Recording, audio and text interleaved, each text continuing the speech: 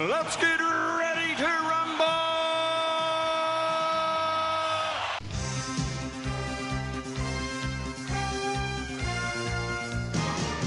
Hello and welcome to Netflix versus Cinema, the podcast that tries to answer that question, Netflix or cinema. At the moment, that is a question that has a very simple answer. Netflix, stay at home. You can't really go anything. You're not going to go and pick at a cinema and ask it to open just so you can watch a film. My name is Tosin. I am your host, based up in the Midlands, somewhere near Coventry. And joining me on the Isle of Wight is Sharon.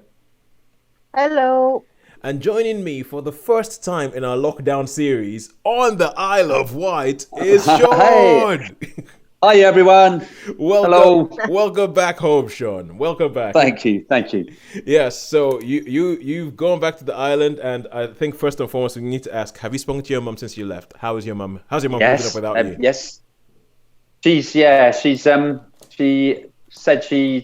her hips hurting and all that sort of stuff. No, she's doing fine. She's doing really, really fine, and it's really lucky that I went because things are a bit more relaxed. My sister's actually gone down and sat in the garden, so they've sat outside. So there's feels you can do that now. So that's pretty good. Good stuff. So yeah, so she's holding up really well. She's a bit worried about this hip thing, saying, "Oh, I hope it's just she doesn't want a hip operation because otherwise she'll be immobilized." But yeah, she said, but so yeah, but no, she's doing well. She's doing all right. I did speak to her about 5 o'clock-ish. So I spoke to her for a little while about 5 o'clock. Yeah, she's fine. Oh, she's cool. Doing well. Send our love, will you? I will do. And I'll speak on behalf of all of our Netflix or cinema listeners. Send our love to your mum. Okay. I will. I'd say that. Yeah. Yeah, and I know that the sun's been out. You've been meeting up with people. I know that on Facebook I saw you met up with our good friend Joe, formerly of our podcasting team. So I saw you having like a cornetto in his garden, and I was kind of like, I was like, oh, that's nice. That's pretty cool. Well, it was. I mean, he's been looking after a bed for me, and I needed a bed, so I needed the thing for the bed. So I sort of texted him and said, "Oh, if you leave it in the front garden, I can put it in my car." And we go. And he was sort of by the front door. I loaded the bed up, and he said, "I'm pretty sure we'd be all right if we went in the back garden." And I said, "Yeah, that'd be nice." So we went, and then we walked around the little shop. But it's quite funny. It was like he took the lead, and I was like straggling behind, and on the way back I took the lead and he was like straggling behind. But yeah, and then we went in the back garden, and we had I sat one end, he sat the other end, and we had the corner, and we spoke about, what did we talk? We just spoke about everything. Spoke about, no, not everything, but we just had a really good laugh. I'm trying to even think what we had a laugh at. Oh yeah, no, I did, but I won't tell you what we had a good laugh at. But it's a bit rude, but yeah, no, it was great, and we had a nice conversation about stuff that was going on, and how everyone is, and he sends his love to everybody, and to our friend John as well. You know John, don't you? Yeah, Happy John. Yeah. For a regular podcast listeners might hear him, who might have heard of him being spoken about as Happy John. In quite John.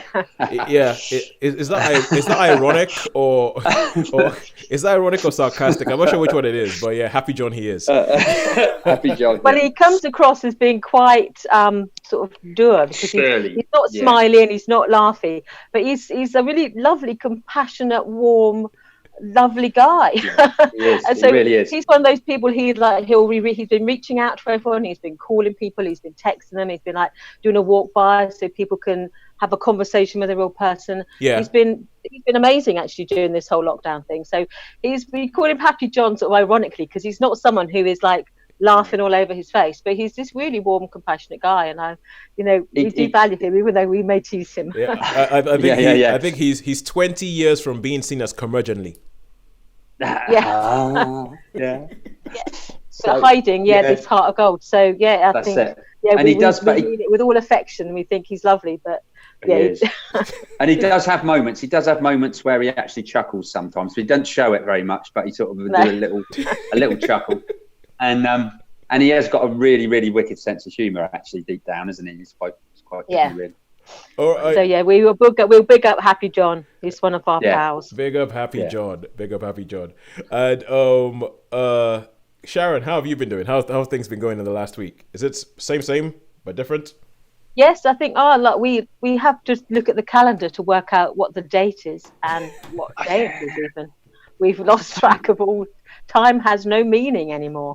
And you think, what have we done today? And you've got all this sort of, to anyone else, it was probably like a load of trivia. Our days are filled with trivial pursuits. We are living trivial pursuits. But, it's, for us, the lockdown has been quite good.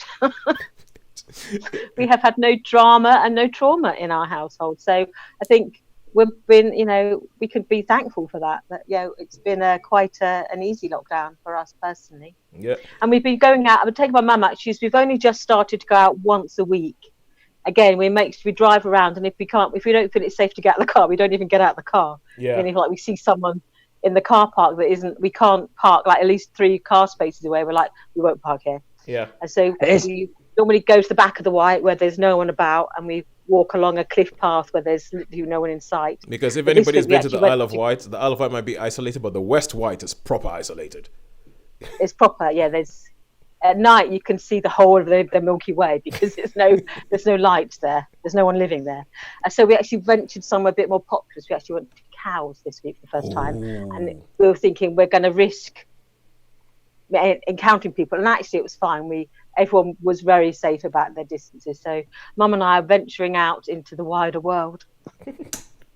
Yeah, this week I actually started considering, you're talking about it, coming up with trivial pursuits and stuff.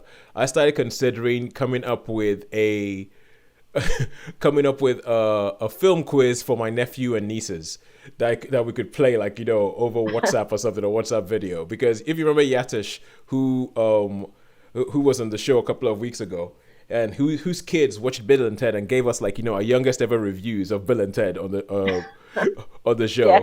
They have somehow gotten convinced that Uncle Tosin knows everything about film. So they have this. Not unreasonable assumption to make.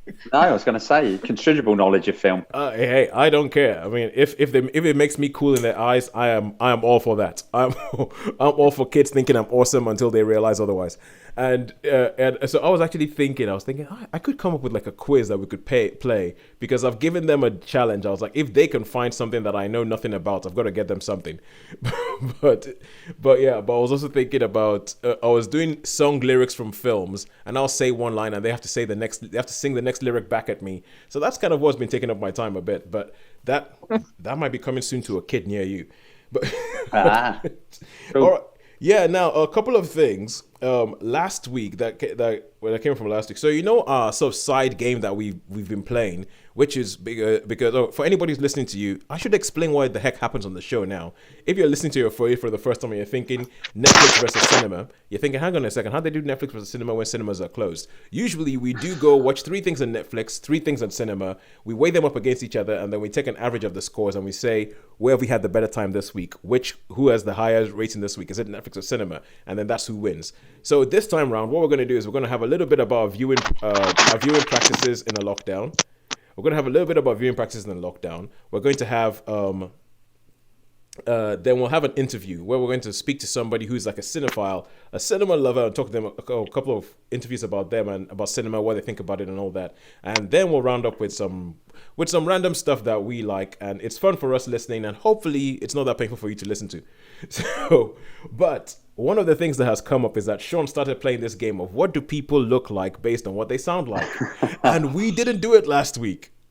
No, we didn't. We didn't do it. It was super fan Nina, and I was trying to figure out if that was because somehow, seeing as she's been hanging around the show since the beginning and like commenting and all that, whether we actually know what she looks. Well, I know what she looks like, but I was wondering whether you guys know what she looks like. So, is it just that you guys know what she looks like, or was it that I was just so out of it I forgot to ask us to play it? I don't know what she looks like. I think I know, but I'm not sure, because she has liked a few of our posts, so I have seen her like Facebook thumbnail. Right, but okay. I haven't enlarged it, so I just think of her as like a little pixie. I would just think, dark hairs, dark eyes, but just a little dark pixie. Super fan Nina. Dark hair, dark eyes, little pixie. Shaun, any second, any riposte? Well, I don't know. I just got the impression maybe she was a bit like your wife, really. I was thinking sort of similar to your wife, maybe. Okay, all right, okay, cool. I mean, for those who haven't met my wife, and would you want to describe that? Yeah, it's just a really, really lovely, beautiful lady. Yeah, Run about 5 foot tall, 5 foot nothing. About 5 foot tall, yeah. 5 foot nothing. So a little pixie then. Yeah. So about that height, but I would think about that height, same frame probably as Claudia, same, Describe her as huggable. I describe my wife as huggable. Okay. Huggable's good, yeah. Okay, but I mean, don't really know, so I do apologise if, but that's the impression I got. Very similar to maybe slightly taller than Claudia. No, sure. No need to feel bad about it. She's the one who saw your picture and went, "Shaun looks like that." Oh, right. Okay, that's cool.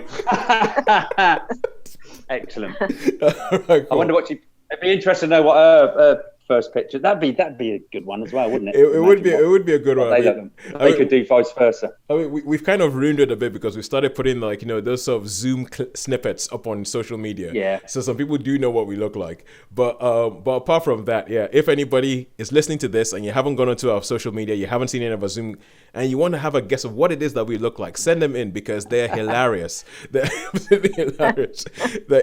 Sandy eventually got back and.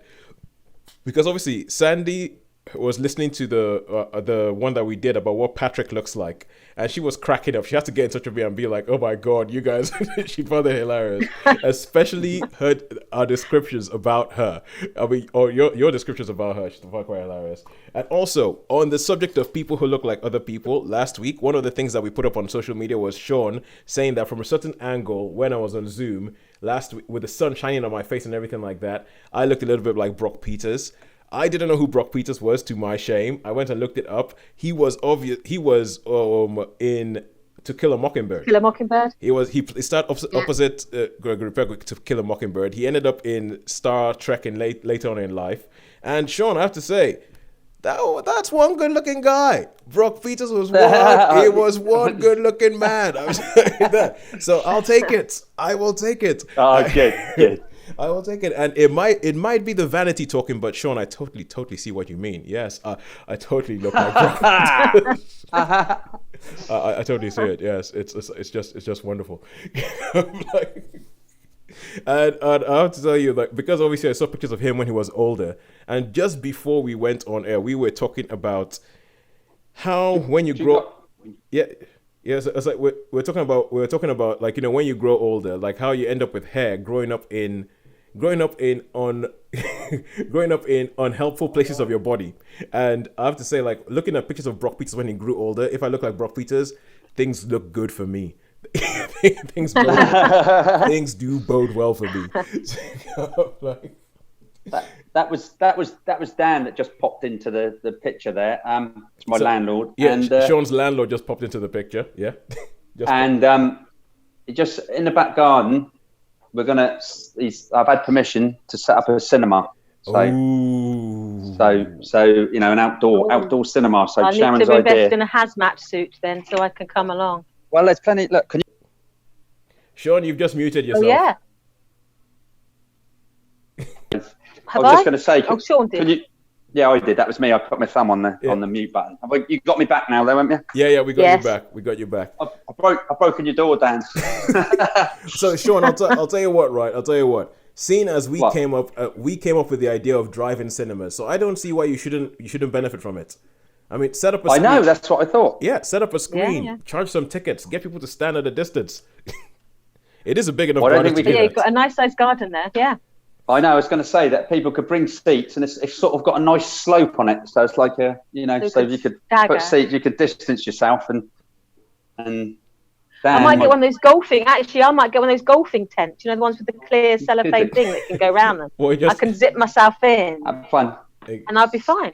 Oh, good stuff, man. Good stuff. Oh, Shaun, you've just given me an idea. You give me an idea for a house that I'm looking at, that I'm hoping to live in someday.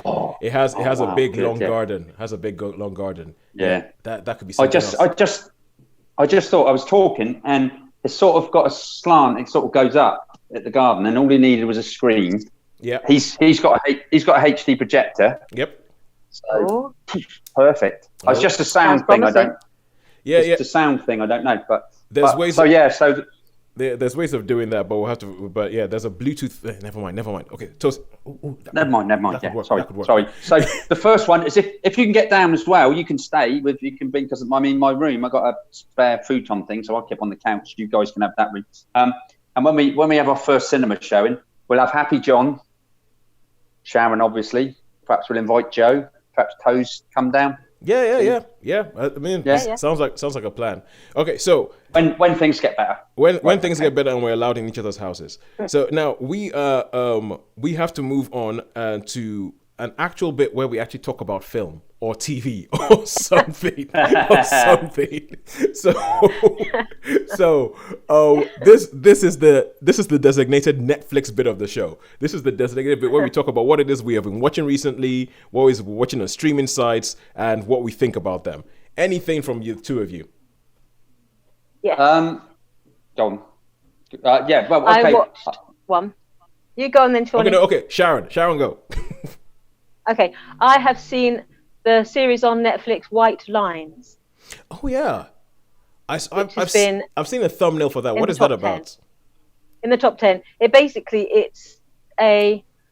starts off with like a murder mystery. A woman, a body is found in the Alameda Desert where they film all the Good, the Bad, and the Ugly films. Ooh. And they found a body in there after a flash flood in the desert, and it uncovers this partially mummified body.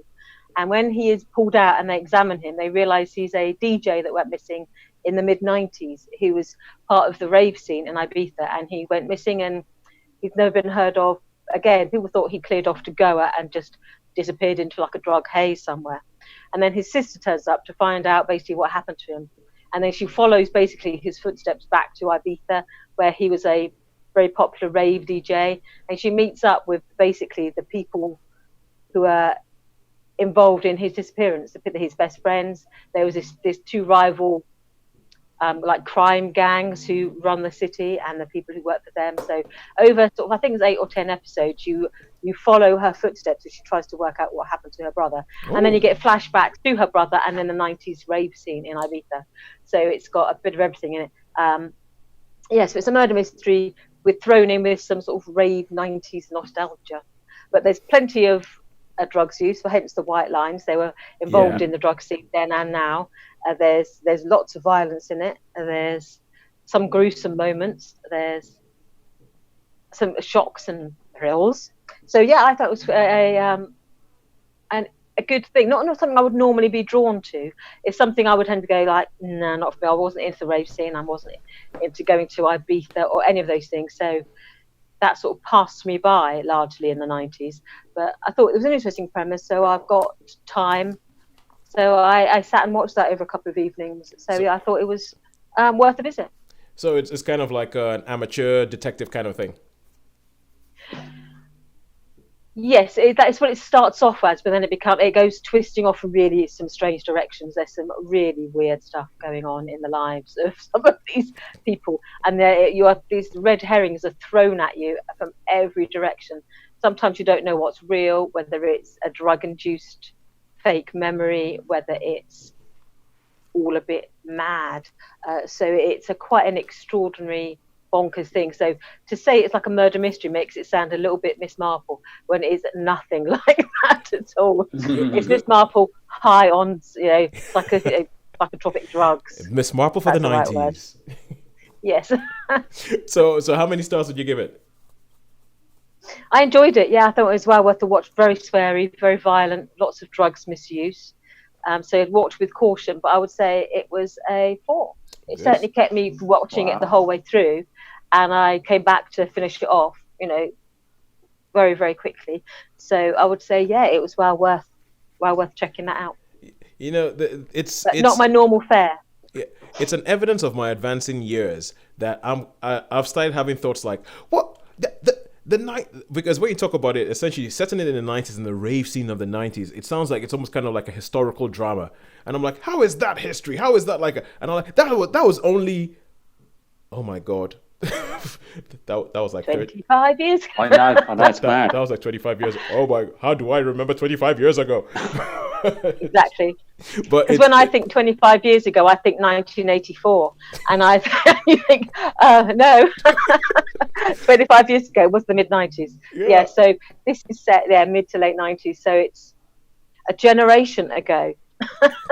Oh, that is crazy. That oh man, there's people alive now that were not born when that was set. That is crazy. Yes. Anyway, Shaun, take our minds off it. You were about to say something else. I was going to say something else. I did. I watched. The only thing I've rewatched. I rewatched Avengers Endgame on TV. Yep. And I did actually sit down. I mean, I can't rate it yet because it hasn't finished. But watched 2 episodes of a thing called on Netflix. It was. I watched it with the landlord. Funny enough, was it something heist? I don't know exactly what it was, but Money Heist. Recommended Money Heist. Yeah, Money yeah. Heist. It's in Spanish, right? That's a Spanish TV. That's show. a Spanish. Yeah. Well, it's dubbed English, but yeah, the Spanish show. Yeah, that's it. So I sat in the front room, but apart from that, I've been listening to spaghetti western music, and what have I done? I don't know, really. Not a lot, really. Oh yeah, made beds and beds, moved house from Bournemouth to the Isle of Wight. Yeah, probably got onto a very slow ferry that was maybe not on time. That's it. Yeah, that's it. Yeah, exactly. Now I'm just trying to think. That's mad. What have I actually done? Oh yeah, probably just sort of getting sorted out, really. And I do reacclimatized. And I do seem to find because I haven't got a TV rigged up or nothing like that, I seem to spend a lot more time on my laptop. Yep. Looking at YouTube Premium. YouTube. Yeah, I've got YouTube Premium, but I think I might. It's not really. I mean, it's a lot of money, isn't it? So it came out. It's like £11.95, and because I forgot to cancel the subscription. So that's a lot of. That's big bucks. That's how they always get you. You get your free month, and then you always forget that date when you join. I thought it was the 20th. I thought it was the 27th of May, but it was the 26th. And when I went on there, it had already happened. So I got another month. So never mind. All right. So talking about things that rewatching stuff and talking about Avengers Endgame. So with Yatta, who I was just talking about, he said that he found all 9 X-Men films online for 29 quid. And he was asking whether it was a good deal. And I was like, my knee-jerk reaction is no, because the recent X-Men films have not been that good. So I essentially went through each one of them bit by bit and went, okay, that one was good. Does that include Logan? I don't think it included Logan, because with Logan, there's 10. That's right, because that sort of was a sideways, it's a alternative thing. I mean, to be honest with you, the history of the X-Men universe and the timeline in the X-Men universe is madness, and you will go mad trying to figure out if this thing's supposed to, because it doesn't link up. Because he started watching the first X-Men movie, and I was like, and he was talking about bits at the beginning, so I decided to start watching the first X-Men movie again, which was right at the beginning of the superhero craze that we have. I actually ended up saying, essentially Blade showed the studios that superhero movies could be profitable. X-Men showed them that they could be blockbusters, and Spider-Man showed them that they could dominate. And I just said, and I also said in the background, Kevin Feige just sat down and took notes. The first X-Men movie, it holds up. It actually seriously does hold up. I think that's the best one, the first one. I think the second one, Hugh Jackman as Logan. The second one, X-Men 2, and I have is my favorite one. The Nightcrawler attack sequence in the White House at the beginning of the film. Yes, still holds up. It still holds up. But I was watching the first X-Men. I was watching it, so I essentially started watching it. And it was one of these things where if I watch a film before, I don't really like watching it again. But I was trying to do something in the background and just go, oh yeah, I forgot it starts off in a concentration camp, and oh yeah, the bit with Wolverine and Rogue in the snow, and oh yeah, oh man, and especially because of what's going on in America at the moment, and you're talking about there's this whole bit where you have the Congress and they're trying to decide whether mutants are evil or not, and I'm like, oh my god, this is actually kind of topical, and so I was like, it held us. I did that, but I've also watched a film on Netflix called The Lovebirds, which stars it stars Issa Rae and what's his name? Oh good lord, I'm blanking. He was in the Big Sick. Kumail Nanjiani. Oh, I know. Yes. Kumail Nanjiani. So it stars Kumail Nanjiani and Issa Rae, who you might know better from TV shows like Insecure and stuff. And it's essentially, so Shaun, you've seen Queen and Slim. Yeah. The premise of this film is pretty much like, what if Queen and Slim was a comedy? Oh wow! Really? That's pretty much what the premise is, and it is essentially these two people. When you first meet them, they've had a one-night stand, but they come on and they like each other, so they spend the day together, and then it jumps to 4 years later, and 4 years later, their relationship is a little bit like, it's not all romantic, and it's not all like, a rom-com, and then they sort of like getting up each other the wrong way and all that, and when they go out one night to go for a dinner party. And then, bless you, Shaun. Thank you. Yeah, I tried to stop that. It was going to be a loud one. Yeah. And so they go out one night to go for a dinner party, and when they leave the house, they run over somebody in a car by mistake, but the person gets on his bike and rides off, and then someone comes to the car and goes, I'm a cop, I'm chasing somebody, I need to commandeer your vehicle, gets in the car with them, drives along after this person on the motorbike, and they're thinking, oh yeah, we're part of the policemen, and then this policeman runs this person over, and then backs up over the person and runs this person over on the ground a couple of times, and then leaves. Wow. And so people come up and go, oh my God, you killed this guy. And because of some stuff, they end up thinking that, oh my God, because he's Pakistani, she's black, they're like, there's no way we're going to be believed. The policemen are going to like totally get us. And then it becomes this whole, and as only happens in films, they decide the only way to get out of this is if we follow the clues, we figure out who it was that guy was and why he killed this other person, and then we can hand that guy into the police, and then we'll be fine, we'll be scot-free. And that's the basic premise. That's the basic premise of the film. And then it goes into like a sort of 1980s, like, odd couple sort of comedy, like, like Another 48 Hours or something like that, where they're running around trying to figure the whole thing out. And you have a whole bunch of different things that happen. That there's a bit where it's like Eyes Wide Shut, there's a bit where it's like something else, and it's one of those films where you think, oh, that bit is like that bit is like in that film, that bit is in that film, and it suffers from one of the things I really don't like. When you're watching a film and you can tell that there's a lot of scenes that have been improvised. Oh yeah.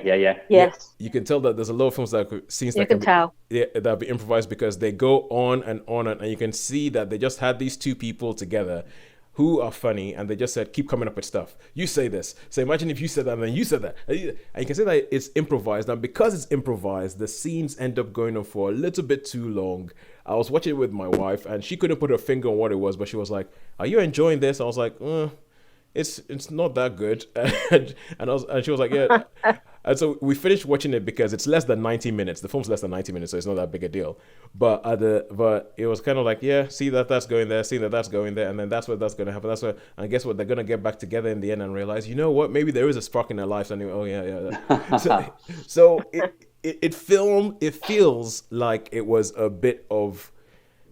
And I say this knowing that it's not an easy thing to make a film. It's not an easy thing to make a film. And anybody who manages to make a film, it's even if it's a bad film, it is quite a big effort to make the film. It feels like a bit of a lazy film. That it feels like they didn't do everything that they could to make it funny. They were just like, let's get funny people who have been funny in other things, put them together, and something funny is bound to happen. And I'm like, no, it really isn't. It's not even like one of those things where the people look like they're having fun, but the audience isn't. It just doesn't really seem to hold together. So I would have to give the Lovebirds a 2 out of 5. Oh, okay. Ooh. Yeah. I mean, I like Issa Rae a lot. Kumail Nanjiani, I like him in bits. I'm still not sure. I feel like when you give him too much to do in a film, his energy and his shtick wear very, very thin on me. But yeah. So I would have to give that a 2 out of 5. All right, cool. Ooh, that's really low, isn't it? That's low. We've had a low one like that for a while. I think we've been a bit more choosy about what we watch. So it was one of those. It was literally one of those. That's on there. Shall we go? Shall we chance it? Yeah, let's chance it. Let's see what happens. Now we get onto the cinema side of the show. As I said previously, cinemas are not around at the moment, so what we're doing is we're celebrating cinema. We're asking somebody 4 main questions, which are, what was the first film you ever saw at the cinema? What was the last film you saw before the lockdown started? what do you think the point of going to the cinema is? Why is it a thing? Why do we keep going? And finally, what are you most looking forward to seeing when cinemas reopen? This week, we have a good friend of mine, Aroon Baskaradas. We were actually roommates we met at the first day at uni together. We were roommates in the first year at uni together, and we have been friends ever since. Love Aroon, love what he had to say, and here's what he did. Good morning, Mr. Baskaradas. Good morning, buddy. How are you? I'm doing good. How are you? Sorry, I meant Dr. Baskaradas. Yeah, not too bad. So, first of all, I just wanted to say thank you and welcome to the Netflix versus Cinema interview. Thank you. Yes, thank you very much. I don't know how you're doing, but I've been doing a push-up challenge with a group of friends. My tennis club has recently reopened, so I've been there 2 days in a row. So my body now aches, and it was an effort to actually roll out of bed this morning. Very interesting. How many push-ups can you do? In a row. In a row, I think I can just about get to 12. And then I can take a break, go do it. So what I've been doing, because this push-up challenge, it's supposed to be for something called Headspace. Yes. Yeah, and it's like a fundraiser. So a friend of mine was doing it, and I said, okay, I'm not going to do much fundraising, but I'll help contribute to your total because they give you a target every day. So yeah. And on they have like all this long list of things that you can do on their website of how to do push-ups, and they say space it out across the day. So I'll do I'll wake up in the morning, I'll do 10, then I'll do some work, then maybe in another 2 hours I'll do another 10. And so that's good. Yeah, and so over the course of a day, I think the most I have done has been 45 so far. I've only been doing it for about 2 or 3 days. But but then the tennis club reopened because obviously the government just released the lockdown restrictions. So, and tennis is one of the few things and I play tennis quite regularly. So went there, I've been been at the club 2 days in a row, and that plus push-ups mean that at the moment I feel okay when I'm doing random things, when I'm moving. But if I stop and sit down, I'm like, ow. Yes, it's those twinges when you're least expecting it. Or if I lie down, I'm like, ooh. I'm thinking, well, this will be good. When my body heals from this, it's going to be good because my body will be in a better shape. But at the moment, it's a little bit... It's a little bit... Yes, it's like a superhero workout. Exactly. Yeah, I bet you that there was a lot of pain before Robert Downey Jr. or Chris Hemsworth looked like they did. So, the 300 workout was meant to be one of the best ones, where the guy's flipping tires for tractors. Yes, yeah, and there's no way you can tell me that does not look like pain. But it's funny. So, but enough about me. Now we're here to talk about you. And it's funny that you've already spoken up and you've brought up some stuff about superheroes, which I feel which I think might feature a bit in what we're about to talk about. Oh, it might. Given that's my favorite film genre. Yeah, favorite film genre. Okay, so tell me, this isn't part of one of the questions, but I'm just good. So how did superheroes become your favorite film genre? Like round about when did it kick in? Ooh, good question. I guess I've always been, as a kid, you always play with superhero toys. But what I've been most interested as I've grown, God, I hate to use the word older, but as you mature and you still enjoy these things, you think, why the hell am I still interested in Batman and Superman? And I think I'm fascinated by the concept of duality, good versus evil. The concept of superheroes having two identities. Some of them choose to merge the two. Some of them choose to keep the two separate. Mm-hmm. And in some superheroes movies, they turn bad. In others, there's like a mirror image. Like in Iron Man, there's a bad Iron Man, Ironmonger. There's the duality concept keeps popping up. So I find that fascinating. Also, I think they make great role models. Like growing up. Apart from your own parents and close family, sometimes superheroes are the biggest and most prominent role model you have in your life about, you should be good to people and evil will, find its place.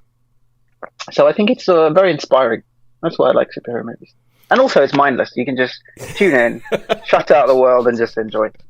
I love the fact you've just gone, whoa, actually, yeah, is this deep thing, constructive thing, and everything. Oh, and it's also mindless. So it is both deep and mindless. Yes, exactly. Because you were talking about it, and I was just you were talking about this deep thing, and I was like, you was like, as I've grown older, I've wondered why am I still into this? I never wondered that. I just went, yay, he can fly! Yay, something flew out! Oh, and they have the gadgets. They have gadgets and cars. Yay, he punched him in the face! Yeah. Although it's funny that you say that, because I think and I know, is this an interview or a therapy session? Oh, but it's funny how often it becomes both. It's funny how it becomes both. I know definitely for me, it's a bit of therapy with the fact that we don't have cinemas around at the moment. So it is a bit of therapy. It's kind of like, okay, it's good. Yeah. No. The more I speak to people, the more I think it's too important. They won't let it die. It's gonna come back. It's gonna come back in some form.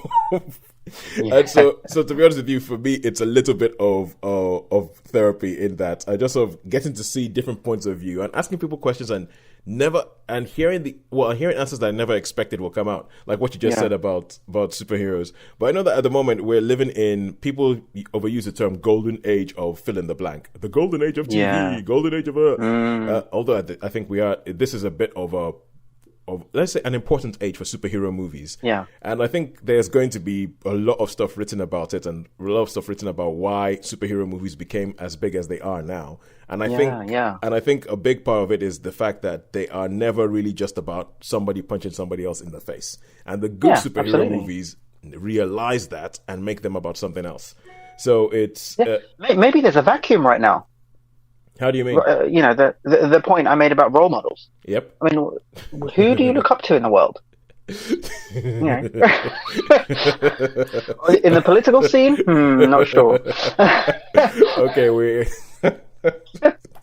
anyway, let's veer away from politics. Yeah, exactly. I was going to be like, this is a rabbit hole we might want to steer away from. It's like, I'll say, good point, well made, but we might want to steer away from that particular rabbit hole, especially when you see what country most of the superheroes come from and who are so let's just not go there.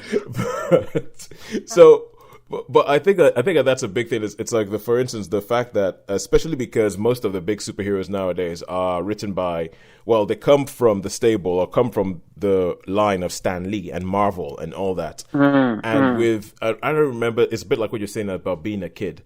I remember as a kid, growing up in Nigeria, we didn't get that many comic books, or we could never follow a comic book storyline because you would get one issue and then you didn't have a clue what the next issue you would get with. So there's storylines that have cliffhangers that I have never resolved. I never knew what happened. And all we know is that even to this day. To this day, I don't know. There's storylines that I do not know what happened. I don't know whether Spider-Man got out of that thing. I don't know whether he got the girl. I don't know. So, but the funny thing is that with us, we always had this thing where even at a young age, we sort of noticed that there was a difference between DC and Marvel. In that Marvel, and we couldn't put a finger on it. We couldn't sit down and tell you, obviously, this is blah, blah, blah. But we had the term called sufferhead, which literally means like, sufferhead. So it's like, when we said that most Marvel superheroes are sufferheads in that they would suffer.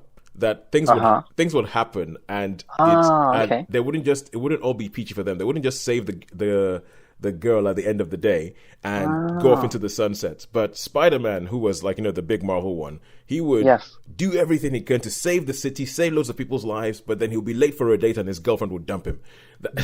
So they were real and had vulnerability. And they had like real, and this is something that we noticed even as kids, that they had something about them that they still had bills to pay. They still had all these things. It was very rare in the Marvel world that you had like superheroes who just seem to be able to afford these lifestyles and have really no consequences.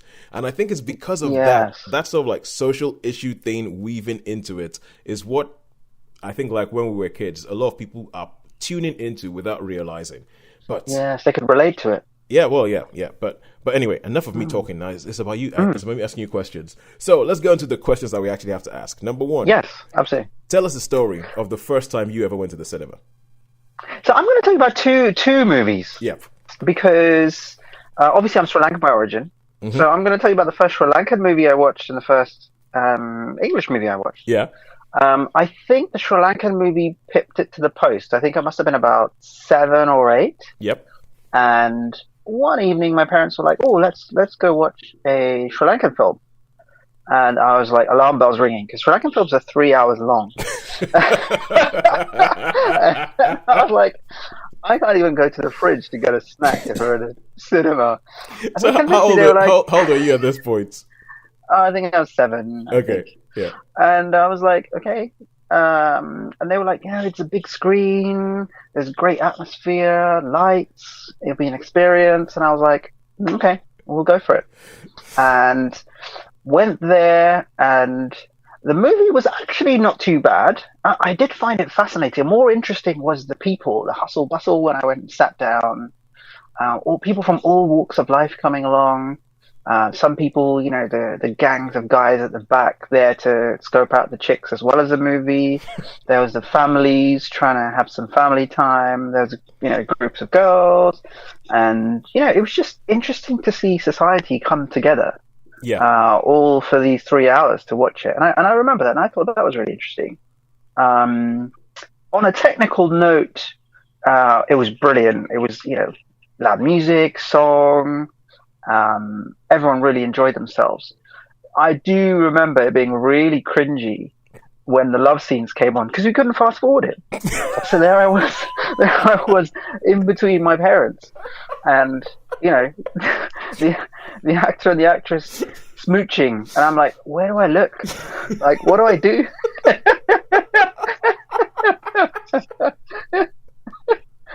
And that was the worst part of it. The best part was, normally my parents fast forward the fight scenes, and they couldn't. So I was like, all right, I can see the blood spattering on the camera. You know, I was able to really appreciate those moments. Yeah, it was a long 3 hours. They had an intermission, which was like, wow, people getting up to go to the loo and get ice cream and stuff like that. So that was really cool. And then not too many more love scenes, which was good. Do you remember what film it was? It was, I remember the actor, it was Kamal Hassan. He is one of the famous South Indian actors. And I can't remember the title. I must ask my parents. Yeah. And I'll let you know later if I remember what it was, but I wouldn't advise you to go watch it. better left unsaid.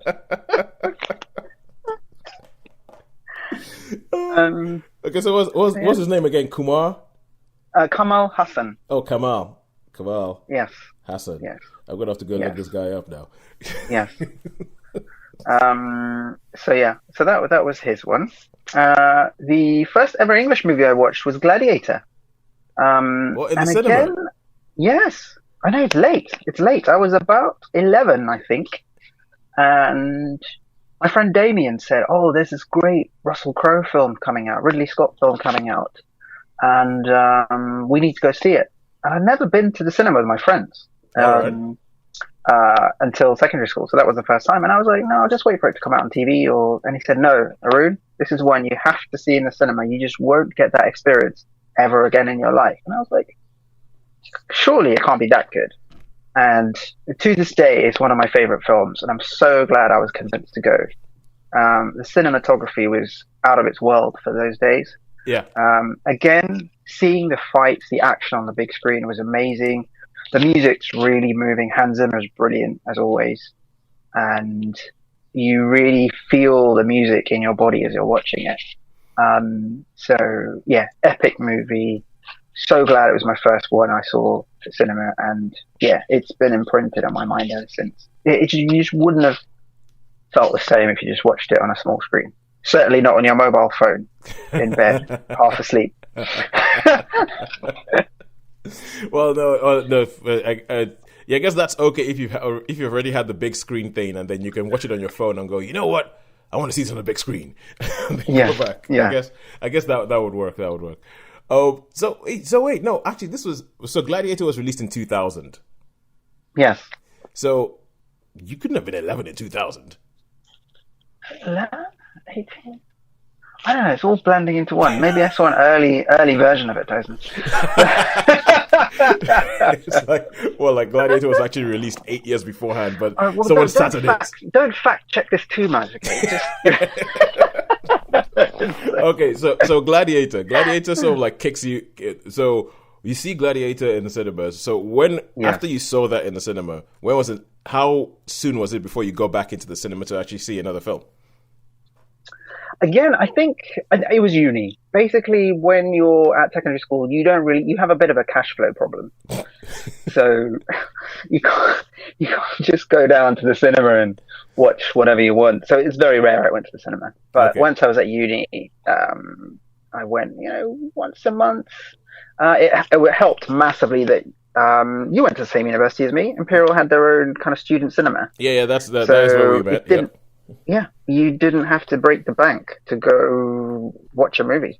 Yeah, that is true. That was helpful. Yeah. Oh, and then it's just escapism, really. All right. Okay. And so Gladiator, first English film you saw in the cinema, and kicked off or would you say, from what you're saying, it sounds like it sort of kicked off a bit of a love of the experience. Yeah, absolutely. Okay.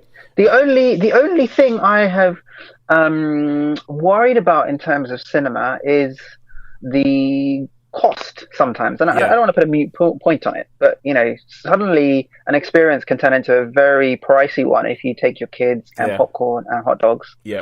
And you think, "Oh, should I have just watched this at home?" But sometimes that's what you want because it is a day out and it's chilled. And you don't have to work too hard, and it's so much more than just watching it on your TV. So there's pros and cons. Everything in life is balanced, right? It is. That is one of the main sort of problems that we've been discussing. One of the main issues that we've been discussing on Netflix or cinema, because especially people with kids, they go, "Oh, for goodness sake, I spent like about £100 to go see." The Trolls movie, and I hate it. And they come out thinking that was not worth £100. So it's and it is so that we say that it's just easier to just watch something at home. It's a problem that we find, and it is something like the episode of the podcast that has gone up this week that we're talking. The lady in it, Sandy, she's talking about that. She's saying that when cinemas do come back, that they do have to up their game. And by upping the game, she doesn't mean go more expensive, because she doesn't going more expensive is not it. It's about the experience and what you can give people. And there's got to be a way of giving people an experience without putting out a price that makes them go, "Oh no, forget that. It's prohibitive." Yeah. So, all right, let's move on with the rest of our questions. What was the last film? What was the last film you caught at the cinema before the lockdown? Oh, the last film, easy. That was Sonic the Hedgehog. And it was an accidental gem. Yeah. Because my kids were like, "Oh, let's go watch Sonic," and I was like, "Okay." We have the computer game. I hadn't even watched the trailer. Normally, I always check the trailer. I check Rotten Tomatoes, and I think, okay, this is gonna be okay, or avoid like the plague. And I didn't even check it. I was like, you know what? They've, I haven't gone anywhere with them. Let's just go. Let's just get some hot dogs. That's dinner sorted. We'll just go there, sit down. They won't be fighting. There'll be something on screen. That'll take them nicely up to bedtime. Fabulous. Perfect end to the day. So we went there, and it was an unexpected surprise. Like Jim Carrey popped up on the screen as Dr. Eggman. And I didn't even know he was in it. And I was like, he was great. I loved it. So yeah, really enjoyed that. Yeah, so Sonic the Hedgehog is surprisingly good, isn't it? Yeah. And I loved the backstory in terms of the fact that they had to spend billions to redraw Sonic just for the fans. And I thought, that's true dedication to the fans. Well, okay, fine. I think you look at it through the romantic eyes. I look at it through the sort of cynical eyes, which is that they released. You're talking about how they released the first trailer, and it blew up because everyone was like, "What? what have you done to Sonic? He looks he looks like some weird mutant kind of like he looks like he looks like a victim of bad plastic surgery. Yeah. Yeah. It looks, that's awful. People said all sorts of stuff about it, but to be honest with you, I didn't notice until I actually looked at pictures of what Sonic actually looks like from the games, and I was like, oh yeah, he does look weird. Yeah. And I think what happened is that the film studio saw the reaction and went, guys, we're going to lose a heck of a lot of money if we release the film like this. Yes. So they were like, take it back, redesign this thing, give the people what they want, because then we might make some money. I actually don't know how much money it made in the end, but it did end up being like but I think, I agree with you. The backstory is fascinating as to what happened in the background in Sonic, and how Jeff Fowler, the director, had to come online and go, all right, guys, we've heard your complaints, and we're going to go back to the drawing board. Yeah. I think we'll see more of this. I think we'll see more of a relationship between filmmakers and the audience. And maybe, we'll get to decide the storylines, and, I don't know how it's going to go, but there's going to be a lot more of that, I think. Sometimes it can work, but there have been some areas in which that has definitely not worked. Like the film Snakes on a Plane. The film Snakes on the Plane. So apparently Samuel L. Jackson decided to be in this film. We've been talking about film in the last episode of the podcast. We were talking about film titles and how film titles have gotten worse as the years have gone on, and how there's some titles that you hear and you just go, that's a straight to TV Channel 5 movie on a Saturday afternoon. And there's some titles that you hear and you go, oh my god, that's amazing. And Snakes on the Plane was Samuel L. Jackson saw the title and went, I'm going to be in that film, before he even read the script.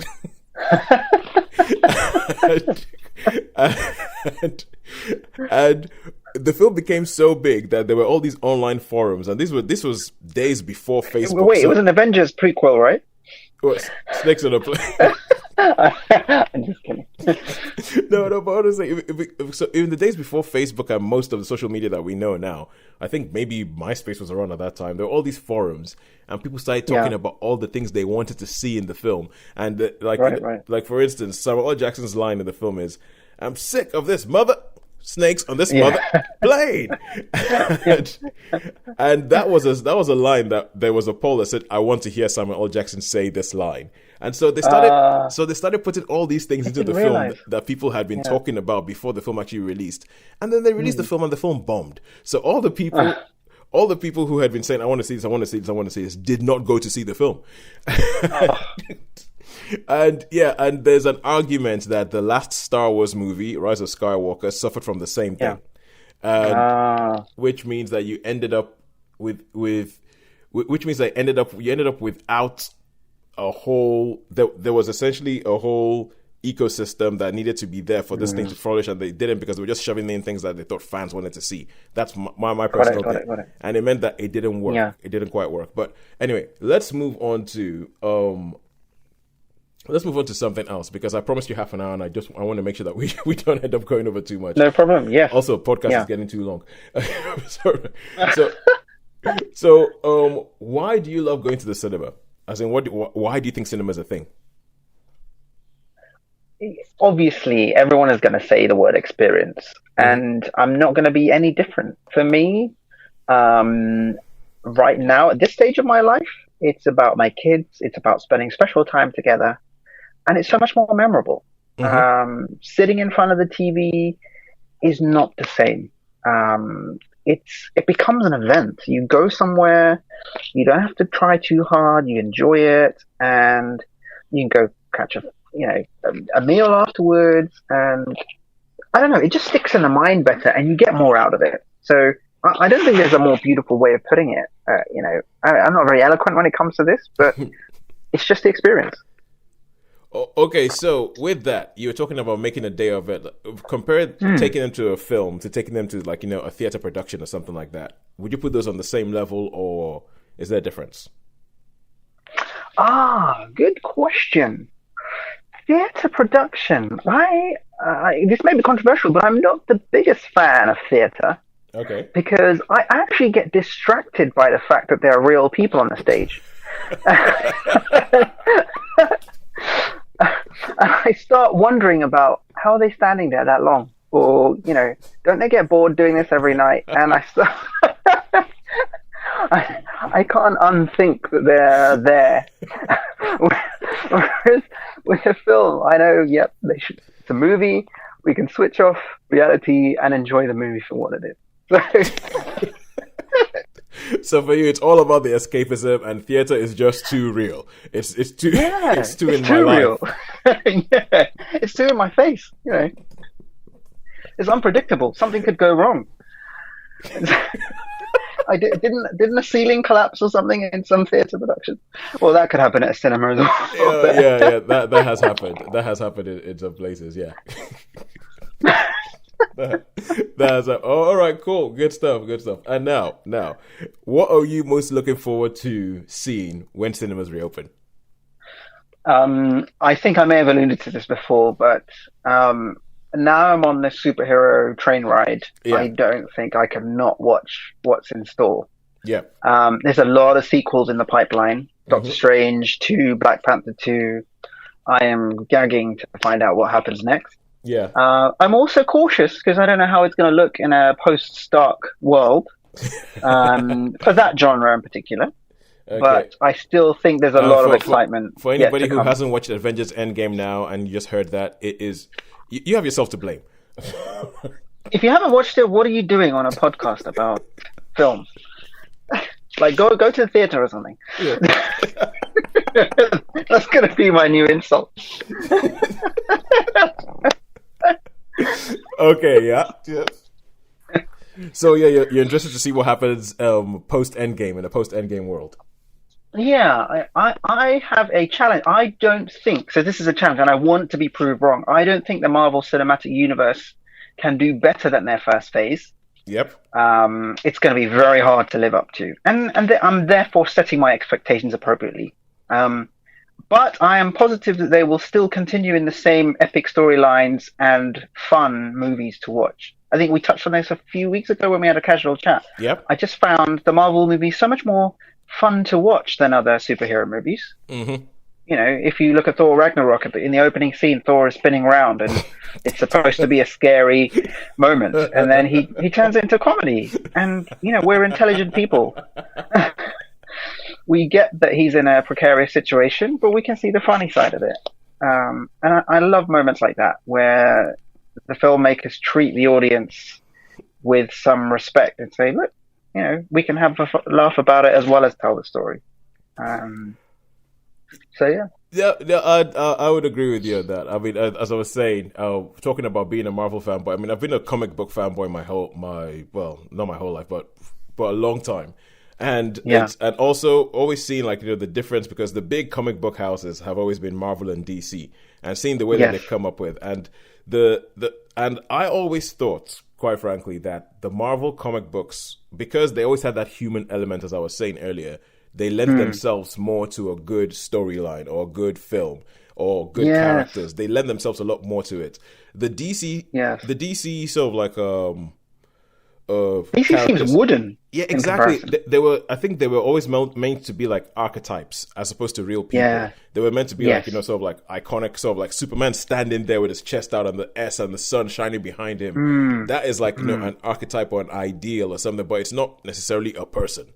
And they've started doing more stuff to sort of like go, okay, what the hell is it like to actually be somebody like Superman, to be surrounded by everybody who is so much less powerful than you, but still you don't take advantage of it. What kind of mentality means that you are that kind of person? They started doing more of that, but I don't think when Superman was first created, that wasn't at the heart of it. I think because he was created, I think in the 30s, and I think the world was different for what they needed then. Most of the Marvel things, I think, were created more towards the 70s, and by then they'd started. But I think it lends itself to more. So I agree with you that going forward, it's going to be interesting to see what they do, because they never lose sight of the people at the heart of the films in the Marvel movies, which is something that I think makes them work. And when I was just talking about, you were saying about people getting to decide what they see on screen. and how it's been done really badly in something like, or Snakes of the Plane kind of shot themselves in the foot with it. I think The Rise of Skywalker, I don't know, and they won't say it. They will not come out and say, yeah, we listened to the fans and then we decided to change a whole bunch of things from where things were going in The Last Jedi, which I think was a good direction. But right. Yeah, I know they won't come out and say, but I think that's what happened. And but in Endgame, you could find that there were bits where there were things that fans had been yelling about for years, but they did not put them in a film until it made sense from a story point of view to put it in a film. Right. And Well, can you give me an example? Captain America and Mjolnir. Yes. Oh, what a great moment. Exactly that. A great moment when the audience cheered. Yeah. Like, you'll never get that sitting in your living room. Yeah, exactly. You see, like, everybody says that. But personally, that was a moment that I personally, when I first saw it, didn't like. But it's it's a moment that, and I've heard the screenwriters talking about it, and they would ask themselves, is this just fan service or does this make sense for the story? And they were like, it makes sense. They were like, you know what? It makes sense for the story, number one, and number two, it is fan service. And as long as it makes sense for the story, it's worth it. So it's so things like that, and it's. But I agree with you. I mean, when I asked her that question on the podcast as to what are the things that I'm most looking forward to, it was the Marvel slate. I want to see how Marvel handle things post Endgame. I trust these guys because I feel like there have been many moments where they could have made a bad decision and they could have destroyed the whole thing, and they instead, I'm like, oh no, they made the right decision. I agree with that. Yes, carry on, Kevin Feige. These guys have coloured my last decade. You know, amongst the humdrum of normal life, they've added so much interest and colour and, you know, dreams to what's been going on. So yeah, I agree. It'll be fascinating to see what happens. All right, okay. So finally, finally, let's end on the superhero note. You sent me a message, and while we're talking about prepping for this interview and all, and you said something about how you couldn't believe that paraphrasing, that there was a time when Batman was it for you, and you couldn't believe that something had happened to shift Batman off that pedestal and replace him with a whole bunch of. So yeah, tell me a little bit about that. So growing up, Marvel was quieter, I found, in the mainstream sort of media. It was always DC. It was always Batman, Superman, and I had a much stronger affinity for Batman. I loved the gadgets. I loved his quiet composure, the way he thought through stuff. And, you know, as a kid, you're always looking for role models, like I said, and an identity. And I thought, okay, here's a smart guy who does the right thing. And I thought that was how you had to be. And then suddenly, Iron Man popped on the big screen, and I was like, oh my God, you can do the right thing and have fun and make mistakes. And suddenly you think, okay, you don't have to be this perfect person. You can come into life with all your vulnerabilities, insecurities, and do the best you can and be honest with who you are. I mean, that was a breath of fresh air and that actually parallels so much of our lives, that we try and be someone we're not, or all aspects of our life don't align. Yeah. But actually, Iron Man is a great role model. He is not afraid to show who he is, what he cares about, and he's not hiding behind anything. And if all of us live more authentic lives as a result of learning from the big screen, then, you know, great. And you thought you were just watching a man in an iron suit punch people. Look at there that. Is so much. Every time I watch a movie with my kids now ask me, they say, Uppa's dad in Sri Lanka, in Tamil, they go, Uppa, what's the lesson from this movie? And I'm like, oh, what do you think? So we try and pick out something from each movie we watch.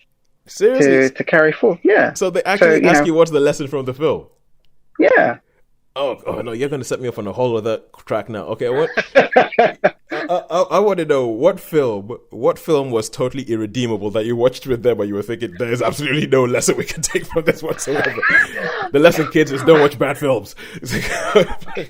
Last night we watched Megamind. A bit of a stretch in terms of a lesson. Because it's, in a nutshell, it's about two kids that grow up, both superheroes. One's a bad guy, one's a good guy. Yeah. And they grow up battling each other forever. And then the good guy decides he's had enough, he's bored of this life and disappears. And the bad guy suddenly, like, Megamind, he's like, what do I do now? There's no good guys to fight. So he creates a good guy to fight. And then he goes rogue, and then he realizes that he has to become nice to save the world. He has to become the good guy because the good guy he created has now become the bad guy. Exactly. Yeah. So and I said to the guys, it just means that you don't have to stick to what you've always done to. You can always adapt. And if you need to change the plan, you can. And he teams up with other people. And I said, look, sometimes you have to work together as well. So even in that movie, there was a lesson there hidden and they understood it. And, this is how I kid myself. We can watch more movies together. Yes, it's parenting by proxy. If some good comes out of all these years of watching movies together, and some of my morals came from movies. So in a weird way, I guess I'm just passing that on to them. Yeah, that there's something to be learned from everything. Yeah. All right, cool. As I say with almost everybody that we've interviewed so far, I'm like, I think we're gonna have to get you back for another run because I really want to dig into this. And now you've made me think that I've got to come around and do like Uncle Tosin's moral movie night. I'm going to pick for moral movie night. Yes. Do you remember in our ancestors in the caves? They passed on stuff. Stories around the campfire. Right? Like we actually had a TV show in Nigeria called Tales by Moonlight, and it was all about that. It was about an auntie sitting down and telling stories to a whole bunch of kids outside the village huts. Man, they should bring that show back. Yeah. And this time, hopefully, they finish the storyline. Okay. Actually, wait. What can I think of? Yeah, essentially, the TV schedules in Nigeria were all over the shop. So you never knew where you were coming into a TV show or anything. It was... Yeah, so there are very few things that I got to see the end of a storyline for. The worst was a TV show called Thunder Sub. It was originally a Japanese cartoon, which was dubbed into English. And... nobody in Nigeria ever saw what we thought was the final episode. They would always, you would go through this whole thing, you would figure it out, you piece it together, and then you had this one where you had the good guys in space going against the bad guy battleship, and every episode of Thunder Sub ended up with the lines "to be continued," and then they square up to each other, and this is the whole thing that you've been building up to for a year. It says "to be continued," and then you tune in the next day. Well, let's see the big fight, and then it goes back to episode 1. And this happened. And nobody that I know has ever seen the final episode. And I've been searching for this thing for years. Don't know how it ended. Don't know how Thunder Sub ended. Okay, maybe I'll try and find out for you one day. Thank you very much. Thank you. As you might hear the pain in my voice, but you might hear the pain in my voice. Yeah, thank you very much. That'll be much appreciated. If you can find out how Thunder Sub ended in the English dub, because the Japanese dub is there and it was called something different, but the storyline changes because obviously on American kids TV you can have people get killed, but Japanese kids TV seems to have no problem with it. So. But anyway, Aroon, thank you so much for coming on. A pleasure. Yeah, thanks. Until the next time. And when we're allowed to get back into cinemas, let's see whether we can get some Marvel. Sounds great, mate. Sounds great. And thanks for listening to me and enjoying my therapy session. Hey, it's what we're here for. It is what we're here for. Now that there's no cinemas out there, we need to get through this thing together. Together, exactly. All right, thanks. Listen, thank you again. Thank you for inviting me. Take care. Bye. Once again, thank you, Aroon, for being on the show. So, Shaun, Sharon, what did you think of what Aroon had to say? Yeah, I like. He likes his superhero stuff. Yeah, I mean, he does like his superhero stuff. Yeah, and of course that's right up my street when you're talking about the comics and things as well. Because another thing I was thinking of is you've got like Marvel, DC. In Marvel, they're actual places, so like New York, San Francisco, whereas in the DC you've got like Gotham and Metropolis.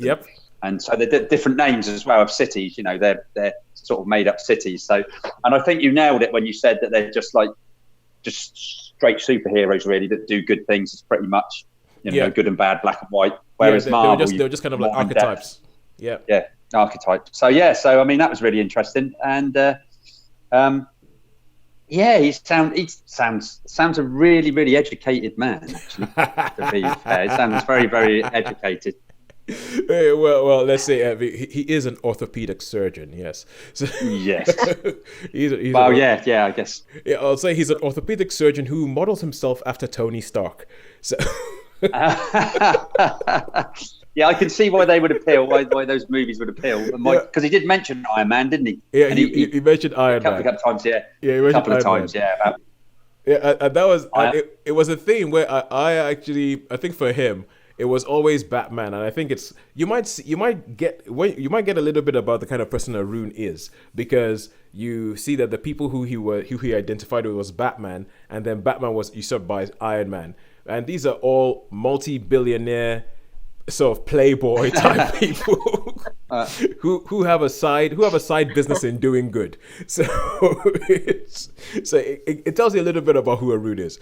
And but I think that one of the funny things that he said that I thought was quite funny was when he talked about the fact that when Iron Man came on, Iron Man sort of pushed Batman out of his reckoning as the number one superhero, which he never thought would happen. And it was because it was a superhero who actually enjoyed being a superhero, which seems to tell a lot about the Marvel world, and why the Marvel world, I think, has been so successful is there's a sense of joy about it. There's a sense of, oh my God, yeah, this is fun.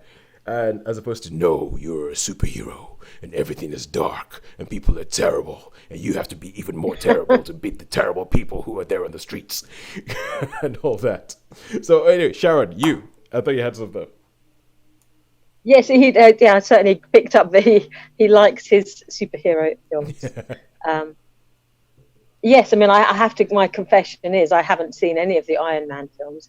I've seen all of the Avengers films and a couple of the side shoots of the Marvel universe, but I haven't seen them all by any means. So yeah, it's interesting to hear how someone who's obviously grown up and developed this sort of passion for a particular genre, and how they've allowed that to evolve in time. Because I know some people who have an enthusiasm for anything, they're quite jealous of that and they don't want it to actually grow up and change. And the fact that he's accepted that how he perceives these things and how the characters have matured and how he's matured with them and how he's responded to that, and he's accepted these other entries into his sort of fandom is really good, I think, because it shows that you are prepared to grow with it. That some people, they hold on to this passion, don't they, with both hands, and they don't want anything to sully it, intrude on that, or to come into that. The fact that he's been able to say, okay, actually I release Batman and I embrace something new I think it's really good. I just like that. Yeah, I think it's funny you say that, because there is something about it's something that I've said about the MCU for a long time, and I think, Shaun, I might have told you this before, but like every time there was a period where by the time Marvel got to the Avengers, I think Avengers was really when you thought, okay, these guys are cooking with gas, and then almost every other film that came on after that. Because it happens with the comics. The comics always build this world, and they build this thing, and they raise the stakes, and they raise the stakes, and they raise the stakes, and then it gets to a point where it just becomes so unwieldy, it becomes so stupid, it sort of like falls down under the weight of its own thing, and then the only thing that they can do is burn it all down and start again.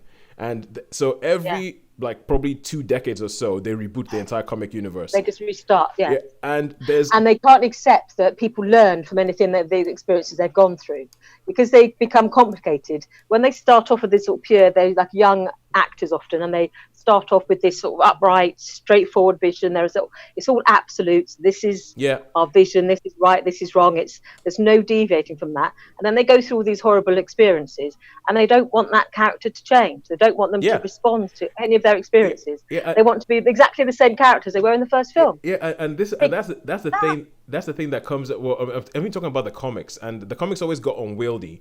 And so in the films, I always used to watch all the Marvel movies scared for the moment when they would become unwieldy. I would watch them and I'll be like, okay. I remember going to Doctor Strange, and I was thinking, oh, this might be the moment. This might be the moment where they mess it up. And I came out of going, oh my God, they didn't mess it up. And I would went into Captain America Civil War going, this might be the moment where they mess it up. And I remember coming out of, it was either Winter Soldier or Civil War. And I remember the thought in my head was, talking about, holding on to things tightly from like your childhood. But the thought in my head was, oh my God, these guys, they're looking after my childhood. They're not messing it up. They're not throwing it away. But they're allowing it to grow as well. I mean, one of the characters I think of particularly is like Thor. You see Thor in the first Thor film, he is a cartoon character, isn't he? He's perfect. The specimen of manhood. He's got the hair's perfect. Yeah, he's a buffoon. His life is seemingly, and it's all just there. And then when you see him, the last time you met him, he's put on weight. He's got the beard. His world fell apart, and you can see that in that character. Yeah. That his world fell apart. So the biggest thing in his life is not going to be his weight, and it's not going to be. He's lost everything. Yeah. And he holds himself responsible for lots of things. So it shows in that character that he has been allowed to mature and to fall apart. Yeah, have you come to fix? I love that bit. Have you come to fix the? You come to fix the cable? Oh, friend, my name is yeah. Hey, Thor, that young kid, what a super kid. He's giving me grief on the. I'm gonna come down there, and that was. He's just playing video games, isn't he?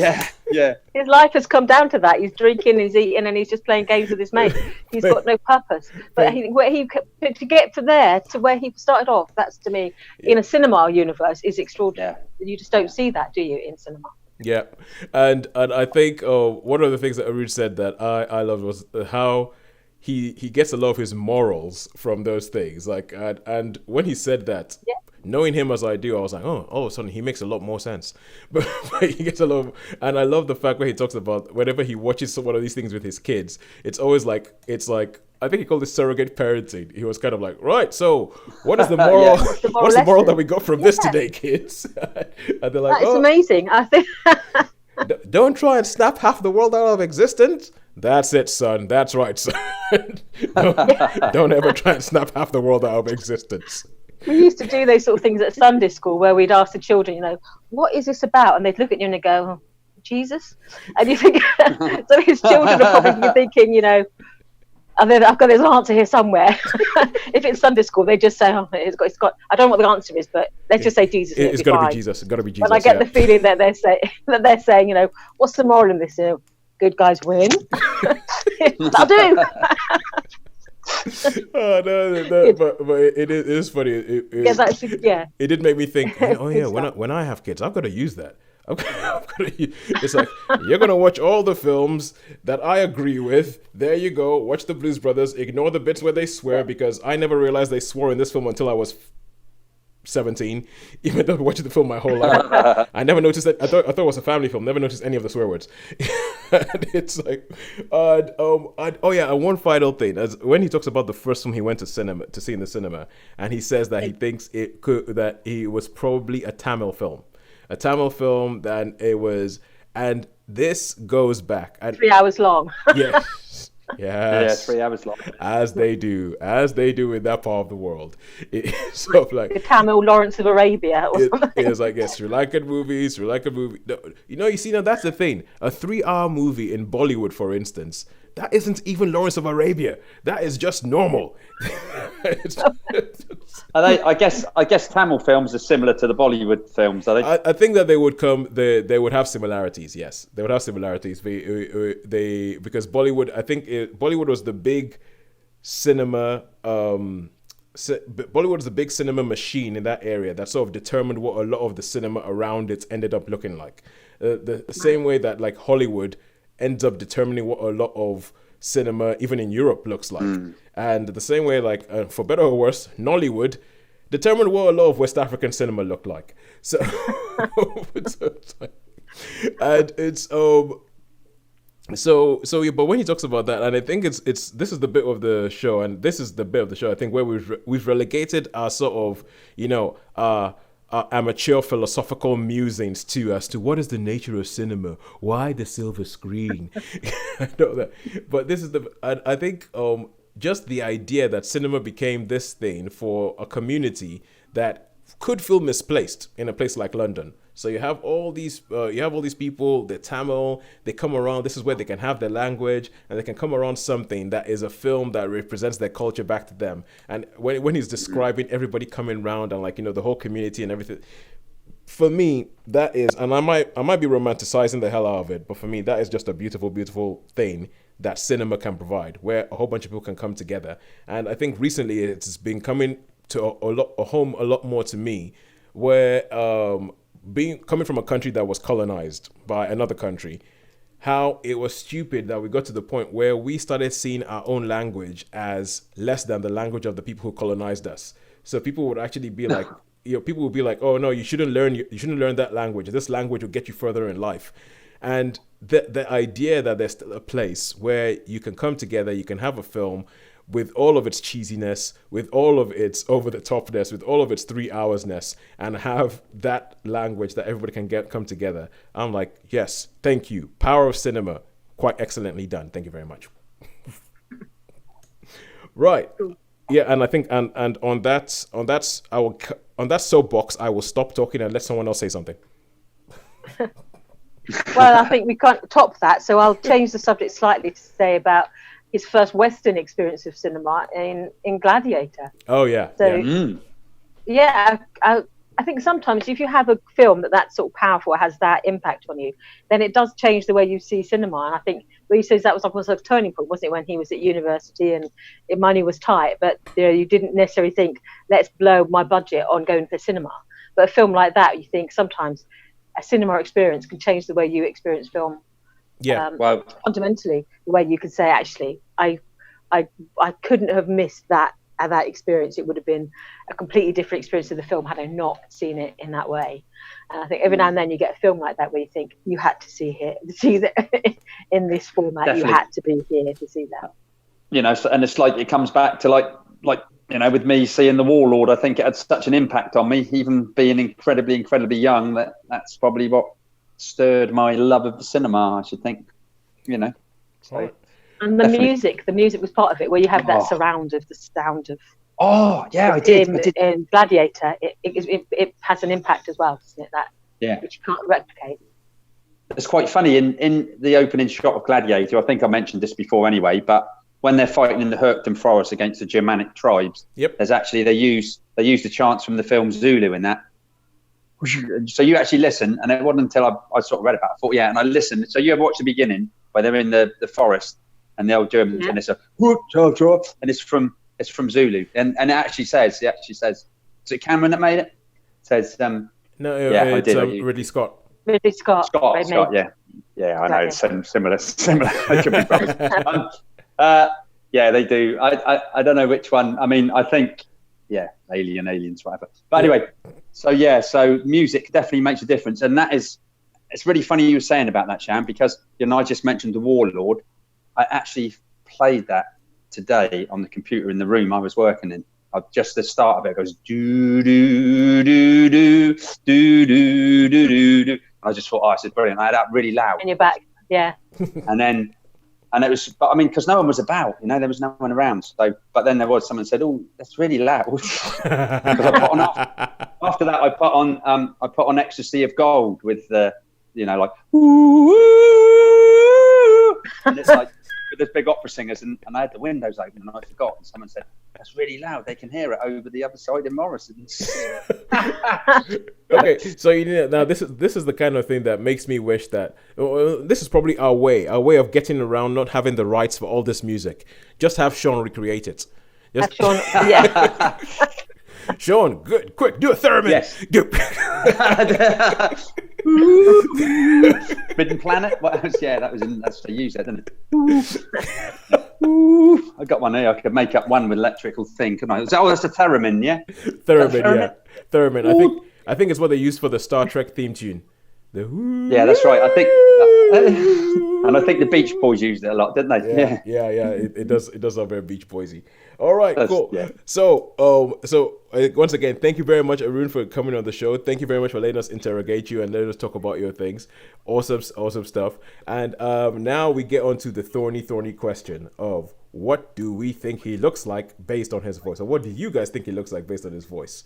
So, what do you think a very sort of like highly educated person who models himself on Tony Stark would look like? Okay, for me, fairly tall, 6 foot, maybe 6 foot-ish, 6'1", maybe quite tall, quite lithe and athletic, I guess. Okay. So short hair, probably clean shaven. Yeah, I would think somewhere around about that, maybe a little bit square jawed, something like that. Yeah. Okay. Okay. Sharon. I had him more of a And obviously, I don't know, I haven't got many sort of Tamil friends. So, obviously, bearing in mind to their ethnicity, I would say obviously sort of black hair, but yeah, I would have it sort of cropped short, clean shaven. But I was having more of a slim, compact build. I was doing more like 5'7", 5'8", quite slim, just neat looking. I imagine him that he'd be quite tidy in his appearance and quite tidy in his mannerisms.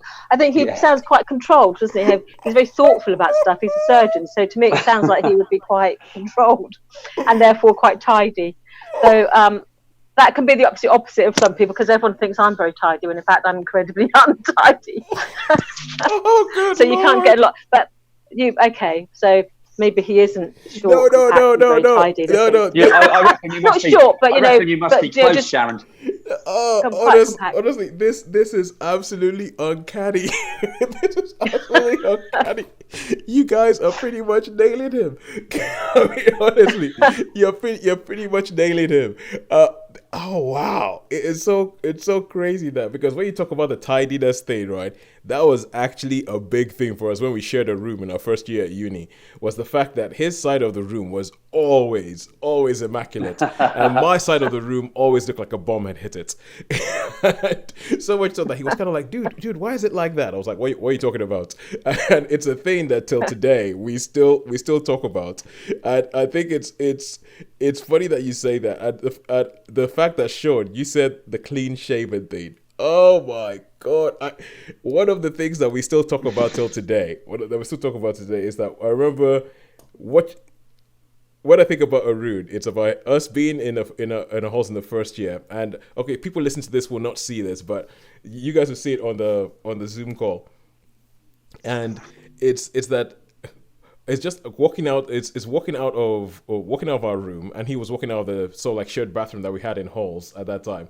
And Aroon just coming out, and just sort of going like this, rubbing his chin, going, yeah, the perfect shave. Yeah, and it essentially rubbing his chin for like the perfect shave. And I'm sure he never said this, but in my head, and this is the way I will always remember it, even though it probably never happened. He went smooth.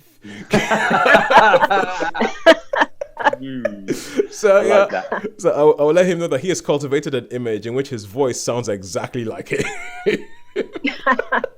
Oh, that is uncanny. That is absolutely uncanny. I'm sorry. That's like my favorite one we've done so far, because I'm like, good Lord, you guys nailed him.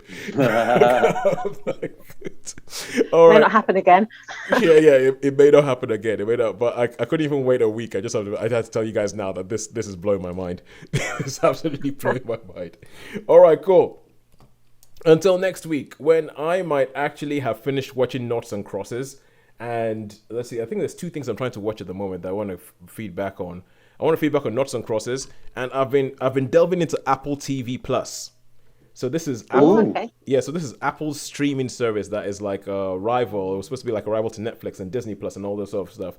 Been watching a show called The Morning Show, which was their big show, and I have to finish watching the season, and then I can review that. But I've been delving into Apple TV Plus and all that. And is there anything else you guys want to say before we leave? No, not really. All right. Hopefully I'll start getting back into watching things. So see a few bits and bobs. Shaun, all I ask is that when you start building that cinema screen in the backyard, you just take pictures of the stage build by build, and you let us see. Okay. And you let us see them. Yeah. That's all I ask. If you do nothing in the next week but build that backyard cinema, that sunken organ pit, so it can rise up with a flourish. Right. And the curtains come back. Rise out of the flower bed amongst the geraniums.